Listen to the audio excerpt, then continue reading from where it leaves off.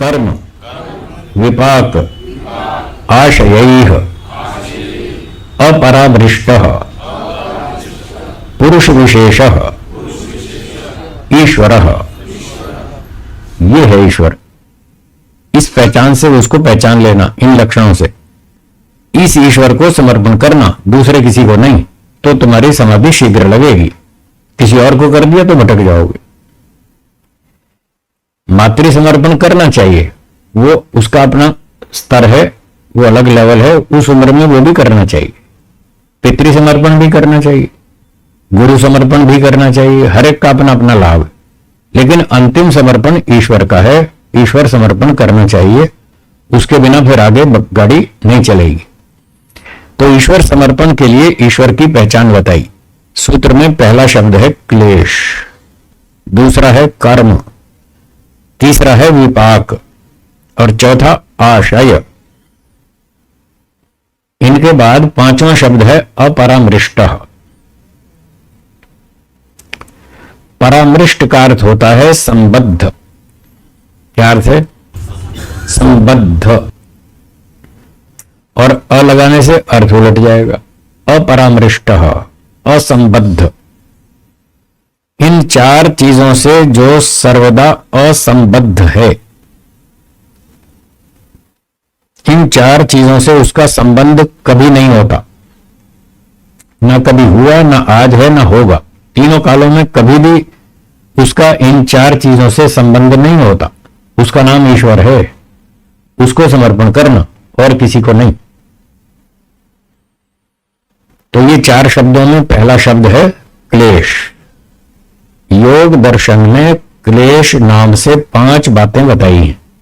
5 क्लेश, उनके नाम बोलिए। अविद्या, अस्मिता, राग, द्वेष, अभिनिवेश। ये 5 क्लेश। तो जो 5 क्लेशों से कभी भी संबद्ध नहीं होता वो ईश्वर है। मृत्यु का भय, मरने से डर लगता है, इसका नाम है अभिनिवेश। तो ये अविद्या, राग, द्वेष आदि जो 5 क्लेश हैं, ये जीवात्मा के साथ संबद्ध होते हैं, हमारे साथ तो होते हैं। आत्मा अल्पज्ञ है, अल्प शक्तिमान है, उसको अविद्या दबा लेती है और वो उल्टा सीधा समझने लगता है, दुनिया में बीसियों भ्रांतियों में पड़ा रहता है। तो आत्मा इन 5 क्लेशों के साथ जुड़ता है, संबद्ध होता है, अविद्या से, राग से, द्वेष से, अभिनिवेश से। ईश्वर को कभी अविद्या नहीं दबा सकती, ये सूत्र में लिखा है। अब इस तरह से ईश्वर की पहचान करें, जिसको अविद्या तीनों कालों में कभी नहीं दबा सकती, कभी मूर्ख नहीं बना सकती, वो ईश्वर है। उसको समर्पण करना, वो आपकी समाधि लगवाएगा और मोक्ष देगा, ये समझा रहे। तो जिसको अविद्या कभी नहीं होती, जिसको राग कभी नहीं सताता, जिसको द्वेष कभी नहीं होता, जिसको मरने से डर नहीं लगता, 5 क्लेशों से सर्वथा परे, तीनों कालों में परे, उसका नाम ईश्वर है। उसको पहचानो और उसको समर्पण करो।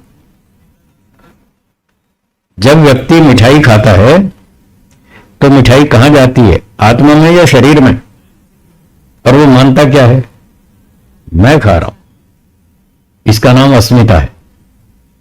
मिठाई खा जाती है शरीर में और आत्मा ये मानता है कि मुझ में जा रही है, मैं मिठाई खा रहा हूं। तो गड़बड़ है ना। बस ये अस्मिता क्लेश है, मोटी भाषा में ऐसा समझ लीजिए। तो अविद्या, अस्मिता, राग, द्वेष, अभिनिवेश, 5 क्लेश जिसको कभी नहीं सताते, उसका नाम ईश्वर है। ये पहली पहचान। अब इस पहचान से देखो, कोई भी शरीरधारी व्यक्ति आपको ऐसा मिलेगा जिसको 5 क्लेश कभी ना सताते हो? ऐसा कोई नहीं मिलेगा। इसका मतलब ईश्वर शरीरधारी कभी नहीं होगा, और जो शरीरधारी है वो उनमें से ईश्वर कोई नहीं होगा, क्योंकि वो शरीरधारी सारे 5 क्लेशों के चक्कर में। और ईश्वर कभी 3 काल में इन क्लेशों के चक्कर में आया नहीं, आज भी नहीं, आएगा भी नहीं। वो है ईश्वर। इसलिए एक शब्द जोड़ा, पुरुष विशेष। सूत्र में अगला शब्द है पुरुष विशेष। पुरुष मतलब जीवात्मा। पुरुष का अर्थ जीवात्मा भी है, ईश्वर भी है, दोनों है। अलग अलग प्रसंग में अलग अलग अर्थ होते हैं। तो यहां पुरुष का अर्थ कर लेंगे जीवात्मा, और विशेष, भिन्न, सब जीवात्माओं से भिन्न, सबसे अलग, अलग कैटेगरी का, अलग स्टाइल का वो ईश्वर है। आत्मा में जैसा नहीं है, वो सबसे अलग टाइप का है। अंग्रेजी में क्या बोलते हैं? यूनिक। यूनिक कहते हैं ना, जो वस्तु संसार में अपने ढंग की केवल एक ही हो उसको बोलते हैं unique item. God is unique item, वो अपने ढंग का एक ही है बस, उसके बराबर का दूसरा कोई ईश्वर नहीं है, उसके लेवल पर दूसरा कोई भी नहीं है, वो अकेला ही है। तो वो है पुरुष विशेष, सबसे अलग, अलग स्टाइल का वो ईश्वर है। तो 5 क्लेश जिसको कभी नहीं सताते वो ईश्वर है। अगला शब्द है कर्म। अब इस कर्म को क्लेश के साथ जोड़ना है। वो कर्म जो क्लेशों से उत्पन्न होते हैं, क्या का बोली, कुछ कर्म ऐसे होते हैं जो क्लेशों से उत्पन्न होते हैं, कुछ कर्म ऐसे होते हैं जो क्लेशों से उत्पन्न नहीं होते, वो तत्व ज्ञान से उत्पन्न होते हैं। अविद्या राग द्वेष ये तो क्लेश है, तो व्यक्ति अविद्या राग द्वेष से प्रेरित होकर कर्म करता है। और जैसे अविद्या है इसका विरोधी विद्या, मिथ्या ज्ञान, इसका विरोधी तत्व ज्ञान। जैसे अविद्या से व्यक्ति कर्म करता है, मिथ्या ज्ञान से प्रेरित होकर कर्म करता है, ऐसे तत्व ज्ञान से भी प्रेरित होकर कर्म करता है।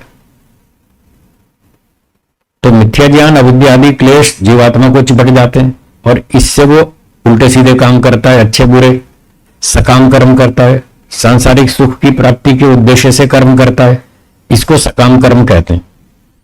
तो जीवात्मा 5 क्लेशों के चक्कर में आता है और इन क्लेशों से प्रेरित होकर सकाम कर्म करता है, पर ईश्वर इन 5 क्लेशों के चक्कर में नहीं आता। वो अविद्या से परे है, वो सदा तत्व ज्ञानी है, अनंत ज्ञानी है, उसका ज्ञान पूरा शुद्ध है, करेक्ट, कंप्लीट, कंफर्म है। तो वो जो तत्व ज्ञान से प्रेरित होकर कर्म करता है वो कर्म तो ईश्वर भी करता है। यहां कर्म का निषेध कर रहे हैं, इसका अर्थ ये नहीं कि ईश्वर कोई भी काम नहीं करता है। बहुत लोगों को यहां भ्रांति हो जाती है, वो समझते हैं देखो जी कर्म का निषेध किया, ईश्वर कोई कर्म करता ही नहीं। ऐसा नहीं है, ईश्वर भी कर्म करता है। वेद में लिखा है विष्णु कर्माणि पश्यत, ये मंत्र सुना है कभी? विष्णु कर्माणि पश्यत, विष्णु के कर्मों को देखो। विष्णु कौन है? सर्वव्यापक ईश्वर। ईश्वर के हजारों नाम हैं, उनमें एक विष्णु भी है। वेद में लिखा है विष्णु कर्माणि पश्यत, जो सर्वव्यापक ईश्वर है उसके कर्मों को देखो। तो वेद में तो लिखा है ईश्वर कर्म करता है। क्या कर्म करता है? सृष्टि को बनाता है, हाँ या ना? सृष्टि का पालन करता है, सृष्टि का नाश भी करता है, सब जीवात्माओं के कर्मों का फल देता है, 4 वेदों का ज्ञान देता है। ये ईश्वर के कर्म है। तो ईश्वर भी तो कर्म करता है, और वो तत्व ज्ञान से करता है, अविद्या से नहीं, राग द्वेष से नहीं, क्लेशों से प्रेरित होकर कोई कर्म नहीं करता।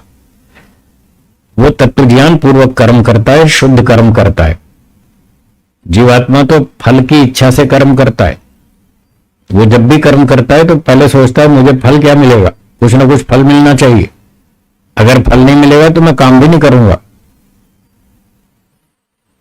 परंतु ईश्वर फल की कामना नहीं करता है, फल की इच्छा नहीं करता है। वो बिना फल की इच्छा से कर्म करता है, सिर्फ परोपकार के लिए करता है, उसको अपने स्वार्थ की कोई इच्छा नहीं। कभी कभी लोग कहते हैं जी गीता में लिखा है कर्म किए जा फल की इच्छा मत कर रे इंसान, जैसे कर्म करेगा वैसे फल देगा भगवान, ये है गीता का ज्ञान। ऐसा कोई गीत बना रखा है ना? कोई पुराना गीत था ऐसे, कभी सुना था हमने भी। तो गीता के नाम पर लोग कहते हैं कर्मण्येवाधिकार अस्ते मां फलेषु कदाचन, कर्म में तुम्हारा अधिकार है, फल में अधिकार नहीं है, फल की इच्छा मत करो। ये झूठ है। गीता में जो लिखा है इसका अर्थ ये नहीं है। लोग झूठ बोलते हैं, गलत बताते हैं, उनको गीता पढ़नी नहीं आती। व्यक्ति कर्म करे और फल की इच्छा ना करे, असंभव है, इम्पॉसिबल है। स्वार्थ जीवात्मा में इनबिल्ट है, बाय डिफॉल्ट है, वो तो स्वाभाविक है। स्वार्थ के बिना तो आदमी आंख भी नहीं खोले। आप सुबह आंख खोलते हैं, आपका स्वार्थ है, तब आंख खोलते हैं। क्या हुआ, दिन हो गया, चलो भाई उठेंगे। क्यों उठेंगे? नहाएंगे, धोएंगे, ऑफिस जाएंगे, पैसे कमाएंगे, घर चलाएंगे। आपको स्वार्थ ना हो तो आप बिस्तर से उठेंगे ही नहीं। क्यों उठेंगे? तो व्यक्ति कोई भी काम करता है पहले सोचता है मुझे इससे क्या फायदा है। अगर कुछ भी फायदा नहीं है तो वो काम नहीं करेगा। इसलिए कहना गलत है कि व्यक्ति कर्म तो करे और फल की इच्छा ना करे, असंभव है। ईश्वर ऐसा कर सकता है, ईश्वर के लिए असंभव नहीं है, आत्मा के लिए असंभव है। क्यों?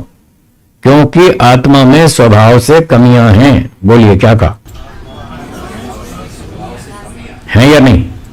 आत्मा को बहुत चीजें चाहिए, रोटी, कपड़ा, मकान, विद्या, पेटा, परिवार, संपत्ति, मोक्ष, ये सब चीजें चाहिए। इसके बिना उसका गुजारा नहीं चलता। तो आत्मा में बहुत सारी कमियां हैं, वो अपनी कमियों को पूरा करना चाहता है। इसलिए वो अपने कमी को पूरा करने के लिए पहले सोचता है मैं जो काम करूं मुझे क्या मिलेगा। या तो धन मिले, सम्मान मिले, कुछ संपत्ति मिले, कुछ प्रतिष्ठा मिले, कोई पद मिले, है कुछ खाना पीना मिले, कुछ भाड़ा किराया मिले, कुछ तो मिलना चाहिए। और ये भी नहीं मिले तो कम से कम मोक्ष तो दो। अब आप मोक्ष भी ना दो और पैसा भी ना दो तो मैं क्यों काम करूंगा भाई? फालतू थोड़ी बैठा हूं, मेरा जीवन कैसे चलेगा? मुझे कुछ तो चाहिए ना। तो जीवात्मा में बहुत सारी कमियां हैं, उन कमियों को पूरा करने के लिए वो कर्म करता है। जब वो सांसारिक सुख संपत्ति प्राप्त करने की इच्छा से कर्म करता है तो उसको सकाम कर्म कहते हैं। क्या कहते हैं? तो सकाम कर्म कहेंगे। सांसारिक सुख प्राप्ति या संपत्ति प्राप्ति के उद्देश्य से जब व्यक्ति कर्म करता है तो वो सकाम कर्म है, और जब मोक्ष प्राप्ति के उद्देश्य से कर्म करता है वो निष्काम कर्म है। तो आत्मा दोनों तरह के कर्म करता है, सकाम भी करता है, निष्काम भी करता है। निष्काम का मतलब ये नहीं कि सारी कामनाएं छोड़ दी, निष्काम का अर्थ ये गलत। निष्काम का अर्थ है जब वो सांसारिक सुख की कामना छोड़ दे। हाँ बोलिए क्या कहा? जब सांसारिक सुख की कामना छोड़ दे पर मोक्ष की कामना तो रखे, उस कामना से किया गया कर्म निष्काम होता है। निष्काम का अर्थ कामनाओं की पूर्णतया निवृत्ति बिल्कुल नहीं है, गलत अर्थ है। ठीक है, सकाम निष्काम का अर्थ समझ में आ गया। तो आत्मा सकाम कर्म भी करता है, निष्काम भी करता है, दोनों तरह से करता है। वो सांसारिक सुख भी चाहता है और मोक्ष का सुख भी चाहता है, दोनों चाहता है, इसलिए दोनों तरह के कर्म करता है। पर ईश्वर सांसारिक सुख को नहीं चाहता, वो पहले ही मस्त है। अथर्ववेद में लिखा है रसेन तृप्तः, लिखा है ना, हमारे गुरुजी मंत्र बोलते थे रसेन तृप्तः न कुतश्चनो नः। ईश्वर आनंद से तृप्त है, उसमें कोई कमी नहीं है। न ऊन, ऊन माने कमी, न ऊना, उसमें कोई कमी नहीं है, 100% मस्त है, आनंदित है। इसलिए ईश्वर में जब कमी नहीं तो वो किस स्वार्थ की पूर्ति के लिए काम करेगा? स्वार्थ है ही नहीं, इसलिए वो स्वार्थ के लिए काम नहीं करता, वो परोपकार के लिए करता है। एक बार किसी ने पूछा ईश्वर में इच्छा है या नहीं है? आपका क्या उत्तर है? ईश्वर में इच्छा है या नहीं? आप देखा, कंफ्यूज है ना? अभी भी कंफ्यूजन है, ईश्वर में इच्छा है कि नहीं है? है? जो कहता है ईश्वर है, आप में से जो मानता है ईश्वर में इच्छा है वो हाथ ऊंचा करें। जो ये मानते हैं ईश्वर में इच्छा है। अच्छा, जो ये मानते हैं ईश्वर में कोई इच्छा नहीं वो हाथ ऊंचा करेंगे। ईश्वर में कोई इच्छा नहीं, ठीक है। और जिनको डाउट है वो हाथ ऊंचा करें। समझ में नहीं आया? हाँ, डाउट वाले भी हैं। तो सही उत्तर यह है ईश्वर में इच्छा है, ये उत्तर ठीक है। इच्छाएं दो प्रकार की होती हैं। कितने प्रकार की? दो प्रकार की। एक अपनी कमी को पूरा करने की इच्छा, बोलिए। एक दूसरे के भले की इच्छा। ये दो तरह की इच्छाएं होती हैं। जब अपनी कमी को पूरा करना हो तो स्वार्थ की इच्छा बोलते हैं। इसको कौन सी इच्छा बोलते हैं? स्वार्थ की इच्छा। जब व्यक्ति अपने लाभ के लिए काम करता है, जब दूसरे के लाभ के लिए करता है तो परोपकार की इच्छा। ईश्वर में स्वार्थ वाली इच्छा नहीं है। ईश्वर में स्वार्थ वाली इच्छा नहीं है, पर परोपकार की इच्छा तो है ना, है ना। अगर वो ना होती तो ईश्वर सृष्टि बनाता ही क्यों? उसको हमारा कल्याण करने की इच्छा ना होती तो इस सृष्टि कैसे बनाएगा? बिना इच्छा के तो कर्म हो ही नहीं सकता, असंभव है। कर्म करने का सिस्टम यही है, पहले इच्छा होती है तो ही कर्म करता है व्यक्ति। ईश्वर का भी यही नियम है, वो भी चेतन है, हम भी चेतन है। हम भी इच्छा से कर्म करते हैं, वो भी इच्छा से करता है। बस अंतर इतना है कि हम फल की इच्छा भी रखते हैं, वो फल की इच्छा नहीं रखता, इतना अंतर है। तो ईश्वर में परोपकार की इच्छा है, उसी परोपकार की इच्छा से ईश्वर ने संसार बनाया। वो हमारा सब कर्म फल देता है न्याय से, सब हमारा ध्यान रखता है, पालन पोषण करता है, सब काम करता है। तो ईश्वर में परोपकार करने की इच्छा है, उस इच्छा से वो कर्म करता है। तो ईश्वर के कर्म 5 कर्म बताए, वो तत्व ज्ञान पूर्वक हैं, इसलिए ईश्वर कर्म करता है। और इस सूत्र में जो मना किया जा रहा है, क्लेश कर्म, ये सकाम कर्मों की बात है कि ईश्वर सकाम कर्म नहीं करता है। सकाम कर्म क्यों नहीं करता है? क्योंकि उसमें अविद्या नहीं है, वो राग द्वेष नहीं है, वो क्लेश नहीं है। इसलिए ईश्वर ना तो क्लेशों के चक्कर में फंसता, ना वो सकाम कर्मों के चक्कर में फंसता। इन दोनों के चक्कर में कभी नहीं आता, वो ईश्वर है। अब शरीरधारी जितने भी हैं वो सारे क्लेशों के चक्कर में भी आते हैं और सकाम कर्म भी करते हैं।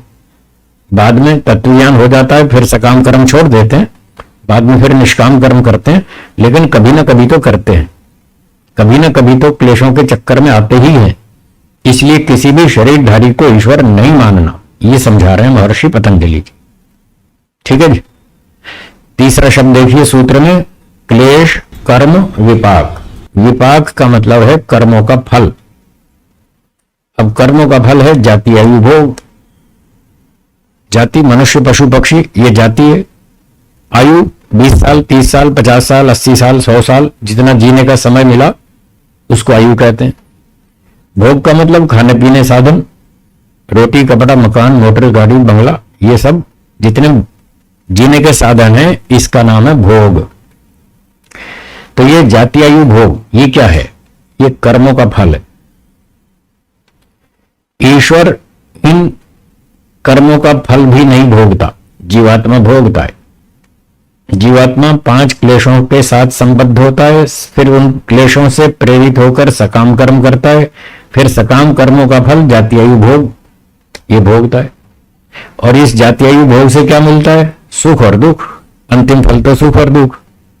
मनुष्य की जाति मिली, मनुष्य का भोग मिला, खाना पीना मिठाई दाल रोटी सब्जी खीर पूरी हलवा, इससे सुख मिलता है। और गाय की जाति मिली, गधे की मिली, जाओ घास चारा खाओ घास सूखे घास में क्या सुख मिलता है उसको तो फिर भी मिलता होगा थोड़ा बहुत, पर आपको तो नहीं मिलेगा। तो जैसी जाति वैसा भोग वैसी आयु, ये सब कर्मों से मिलता है। पर ईश्वर इन भोग के चक्कर में सुख दुख के चक्कर में नहीं आता, वो सांसारिक सुख दुख नहीं भोगता। इसलिए आशयैर अपरामृष्ट, ये था विपाक से परे। और चौथा है आशय। आशय का अर्थ है संस्कार। क्या अर्थ है? संस्कार। जब व्यक्ति सुख भोगता है, आपने खीर पूरी हलवा मिठाई खाई, अच्छा अच्छा भोजन, अच्छे अच्छे कपड़े धुले हुए, बढ़िया बिस्तर, एयर कंडीशन रूम, बढ़िया कार, फर्स्ट क्लास, सुख भोगा, तो आप पर उसका संस्कार बनेगा। और जब चिलचिलाती धूप में 45 डिग्री तापमान में चलना पड़े पैदल धूप में 1 किलोमीटर तब दुख होगा ना, तब दुख मिलेगा। खाना अच्छा नहीं मिला, दाल में नमक ज्यादा हो गया, सब्जी में नमक है ही नहीं, फिर मजा नहीं आएगा खाने में। मिर्ची ज्यादा हो गई, फिर परेशान होंगे। तो इस प्रकार से जब दुख मिलता है तो दुख भोगने पर उसके संस्कार बनते हैं। तो जीवात्मा सुख भी भोगता है दुख भी भोगता है, उस पर दोनों तरह के संस्कार पड़ते हैं। इन संस्कारों का नाम है आशय। आशय, ये चौथा शब्द है सूत्र का, आशय। आशय का अर्थ है संस्कार। तो जीवात्मा क्लेशों के चक्कर में आता है, सकाम कर्म करता है, जातीय भोग में फंसता है, सुख दुख भोगता है, फिर उस पर संस्कार भी पड़ते हैं। तो ये चार चीजों से जो संबद्ध होता है वो है आत्मा। और अपरामृष्ट, इन चार से कभी भी संबद्ध नहीं होता, तीनों काल में कभी भी नहीं होता। न भूतकाल में कभी शरीर के चक्कर में आया ईश्वर, न आज आया है, न आगे आएगा। वो कभी शरीर धारण नहीं करता, कभी अवतार नहीं लेता। ये खामखा भ्रांति फैला रखी है। भगवान के 24 अवतार, ऐसे ऐसे अवतार बता रखे हैं। सूअर के शरीर में बताओ भगवान ने अवतार लिया, सूअर से और कोई अच्छा शरीर नहीं मिला था। बिठाना ही था तो किसी अच्छे शरीर में बिठाते। मछली में अवतार, सूअर में अवतार, ऐसे ऐसे भगवान को बिठा रखा है खराब अवतारों में। तो ये सब, हाँ, कछुए का अवतार है, मछली का अवतार है, सूअर का अवतार है, और पता नहीं क्या क्या। तो ये सब भ्रांति है। ईश्वर ऐसा कभी अवतार नहीं लेता, जीवात्मा लेता है। वो अपने कर्म भी करता है, फल भी भोगता है, सुखी दुखी भी होता है। तो सूत्र में कहा चार चीजों से अपरामृष्ट, कभी इनके संपर्क में नहीं आया, कभी भी दुख से दुखी नहीं हुआ, भूतकाल में भी नहीं हुआ ईश्वर कभी दुखी, ना आज दुखी है, ना कभी होगा। वो सब जीवात्माओं से भिन्न प्रकार का, विशेष प्रकार का जो तत्व है उसका नाम ईश्वर है। ये है ईश्वर, इसको समर्पण करना। ये गुरु जी ने समझाया, महर्षि पतंजलि जी ने। ठीक है, समझ में आ गया? आगे चलें। तो महर्षि पतंजलि जी ने कहा कि ईश्वर का स्वरूप और भी सुनो, उसकी और भी बहुत विशेषताएं हैं, थोड़ी सी और बता देता हूं। 25वां सूत्र देखिए। तत्र, बोलिए, तत्र निरतिशयम सर्वज्ञ बीजम, तत्र, उसमें, ईश्वर में। और विशेषता बता रहे हैं, तत्र, उस ईश्वर में, निरतिशयम, सबसे अधिक। अतिशय का अर्थ होता है अधिक। जैसे आप बोलते हैं ना, ये तो अतिशयोक्ति है। अतिशयोक्ति सुना ना? तो अतिशयोक्ति मतलब ऊंची बात कह दी आपने, बढ़ा चढ़ाकर कह दी, उसको अतिशयोक्ति कहते हैं। तो मूल रूप से अतिशय का अर्थ है अधिक, और यहां शब्द है निरतिशयम, जिससे और अधिक ना हो। बोलिए, अर्थात सबसे अधिक, सबसे अधिक, जिससे और अधिक ना हो वो सबसे अधिक। भारत में एक सेठ है पहले नंबर का, एक सेठ के पास 2 लाख रुपए हैं, उससे बड़े सेठ के पास 3 लाख रुपए हैं, उससे अधिक है ना। तो जिसके पास पैसे अधिक हैं वो बड़ा सेठ।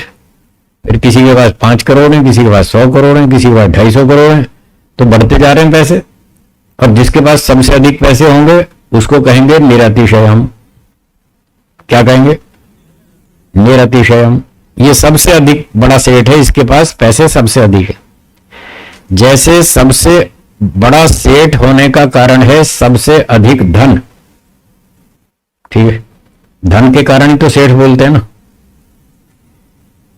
और बल के कारण बलवान कहते हैं, धन के कारण धनवान कहते हैं। भाई ये सबसे बड़ा धनवान है क्योंकि इसके पास धन सबसे अधिक है, ये सबसे बड़ा बलवान है क्योंकि इसके पास बल सबसे अधिक है। और जो सबसे बड़ा विद्वान हो उसके पास क्या होगी? सबसे अधिक विद्या अधिक होगी। तो ईश्वर के पास विद्या सबसे अधिक है। तत्र निरतिशयम सर्वज्ञ बीजम। सर्वज्ञ बीजम का अर्थ है सर्वज्ञता का कारण। बोलिए, क्या कहा? सेठ बनने का कारण क्या है? पैसा, पैसा, धन। बलवान होने का कारण क्या है? बल। और विद्वान होने का कारण क्या है? विद्या। सबसे अधिक ज्ञानवान होने का कारण है ज्ञान। तो सर्वज्ञ बीजम का अर्थ है, बीज का अर्थ है कारण, सर्वज्ञता का कारण। सर्वज्ञता का कारण है ज्ञान। तो सर्वज्ञ बीजम का अर्थ क्या बना? ज्ञान। निरतिशयम, सबसे अधिक। तत्र, उसमें, ईश्वर में सबसे अधिक ज्ञान है। तो संसार के लोगों को चेक करते जाओ, कोई 3 क्लास पढ़ा है, कोई 5 क्लास पढ़ा है, कोई 10 क्लास पढ़ा है, कोई 15 क्लास पढ़ा है, उसका ज्ञान अधिक अधिक अधिक होता जा रहा है। तो ढूंढते जाओ, ढूंढते ढूंढते जिसमें सबसे अधिक ज्ञान मिले, समझ लेना वो ईश्वर है। जिसमें ज्ञान सबसे अधिक हो वो ईश्वर है, उसको समर्पण करना। अब बताओ, सबसे अधिक ज्ञान किसी मनुष्य में है? नहीं। कोई एक विद्या जानता है, कोई दो जानता है, कोई चार जानता है। सारी विद्याएं तो कोई नहीं जानता, पर ईश्वर सारी विद्याएं जानता है और पूरी जानता है। तो मनुष्य तो इतनी सी जानता है। कल पूछा था मैंने लालचंद जी से, आप सारे कपड़े जानते हैं? बोले नहीं जानता। कपड़े की पूरी जानकारी नहीं है। वैज्ञानिक को पूरा विज्ञान नहीं आता। मैंने वर्मा जी से पूछा था, साइंटिस्ट वर्मा जी से, मैंने कहा पूरी फिजिक्स जानते हैं? बोले नहीं, मैं तो बीच की थोड़ी सी जानता हूं। इधर की नहीं जानता, आगे की नहीं जानता, बीच में थोड़ी सी है वो जानता हूं, बस इससे आगे मुझे नहीं पता। तो एक मनुष्य एक विद्या को भी पूरी तरह से नहीं जानता। मैथ्स वाला भी थोड़ा ही जानता है। कोई कंप्यूटर मास्टर हो तो वो भी थोड़ा ही जानता है। सारे कंप्यूटर की विद्या वो भी नहीं जानता, पर ईश्वर तो सारी जानता है, सब विद्याओं को जानता है और पूरी पूरी जानता है, इसलिए उसका ज्ञान सबसे अधिक है। तो महर्षि पतंजलि कह रहे हैं जिसमें सबसे अधिक ज्ञान हो वो ईश्वर है, उसको समर्पण करना। एक सूत्र और पढ़ेंगे इसी प्रसंग में, 26वां, जिसमें ईश्वर के गुण बताए जा रहे हैं। बोलिए, स एषः पूर्वेषामपि गुरु कालेन अनवच्छेदात् स वह, एषः यह।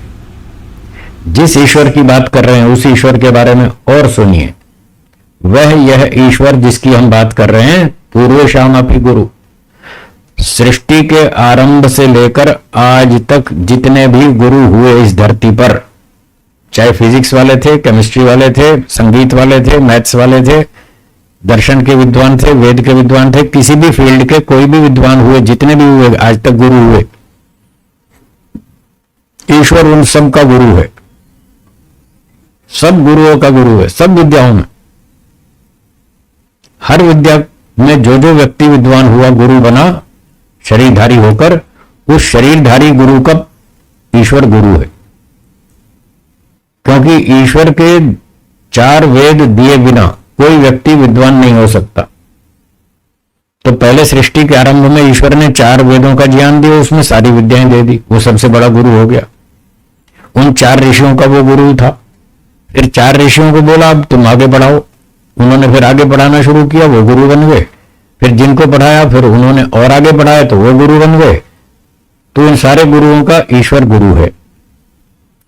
वेदों के माध्यम से भी गुरु है, और तत्काल जब व्यक्ति पढ़ता है, विचार करता है, सीखता है, सोचता है, समझता है, तो तत्काल भी ईश्वर उसको विद्या देता है।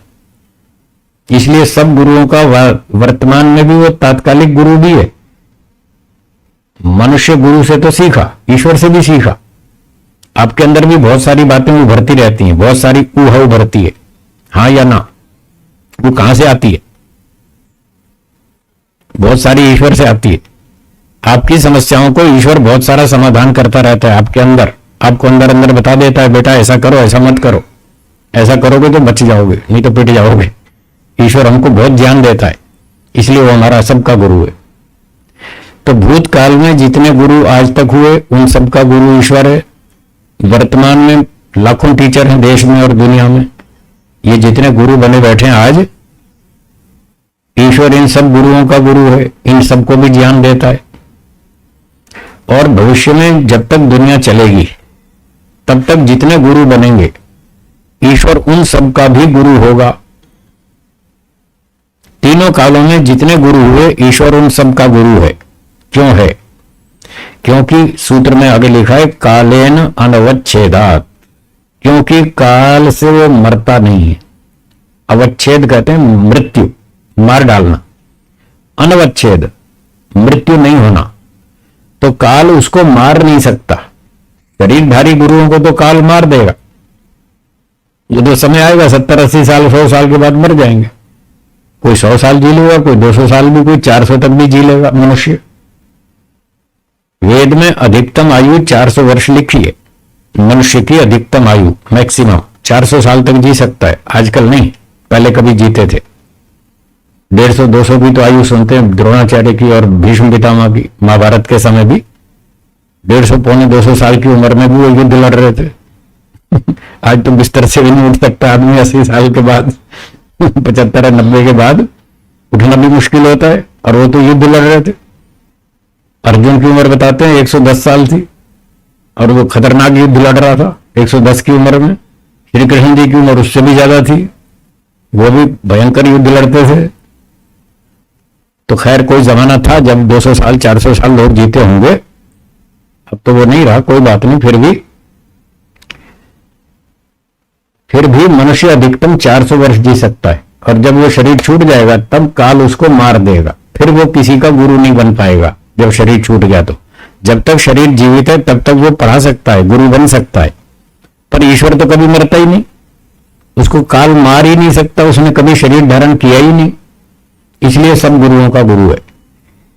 इस सृष्टि के आरंभ से लेकर आज तक जितने गुरु हुए और जितने वर्तमान काल में इस समय गुरु जीवित हैं, और इस सृष्टि के अंतिम समय तक आगे करोड़ों गुरु बनेंगे, ईश्वर इन सब गुरुओं का गुरु है।